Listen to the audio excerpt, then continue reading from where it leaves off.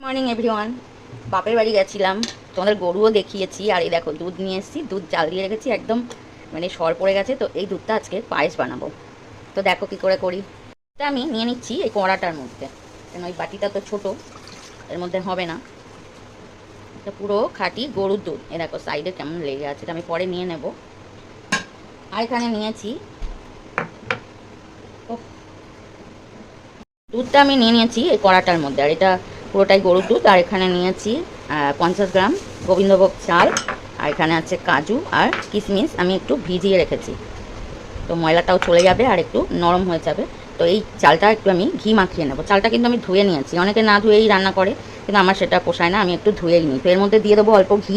তো এই দেখো অল্প ঘি নিয়েছি, এটা একটু মাখিয়ে নেব। একটু হাত দিয়ে মাখালে ভালো হতো, কিন্তু হাতে আমার জড়িয়ে যাবে, তাই আমি চামচ দিয়েই, যতটা হয় চামচ দিয়ে এটা মাখিয়ে নিচ্ছি। তো এবার দিয়ে দেবো এই দুধের মধ্যে।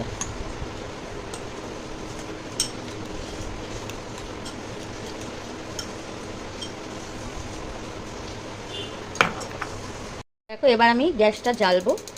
ঠান্ডা দুধেই চালটা কেন দিয়েছি, না হলে চালটা না অনেক সময় জড়িয়ে যায়। তো এবার কিন্তু এটা ক্রমশ নাড়তে হবে। আর দেখো দুধটা কেমন ডেলা পাকিয়ে গেছে, সরটা। কাজুগুলো আমি দিয়ে দেব।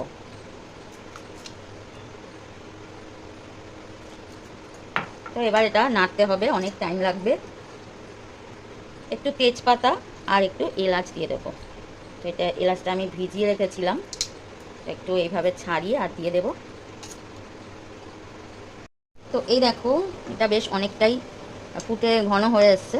তো আমি একটু গ্যাসটা কমিয়ে দিয়েছি, না হলে পড়ে যাবে। তো ভিডিওটা সবাই দেখো, যদি ভালো লাগে লাইক করো, শেয়ার করো, সাবস্ক্রাইব করো নতুন ভিডিও পাওয়ার জন্যে।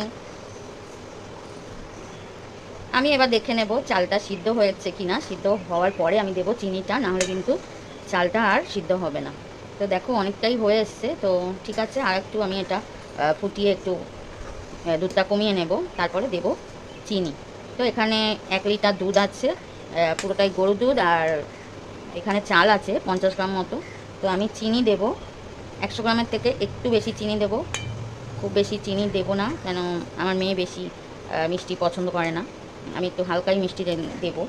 তো তোমরা কতটা দাও আমাকে জানিও, যদি কেউ এরকম তৈরি করো যে 1 লিটার দুধের পায়েস করলে কতটা চিনি তোমরা দাও, কমেন্টে আমাকে জানিও। আর এই কিশমিশটা আমি একটু পরে দেবো, ধুয়ে পরিষ্কার করে রেখেছি, কেন কিশমিশটা দিলে অনেক সময় দুধটা কেটে যায়।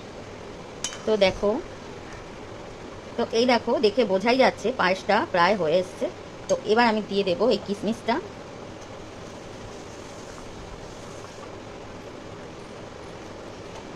আর দেবো এই চিনি।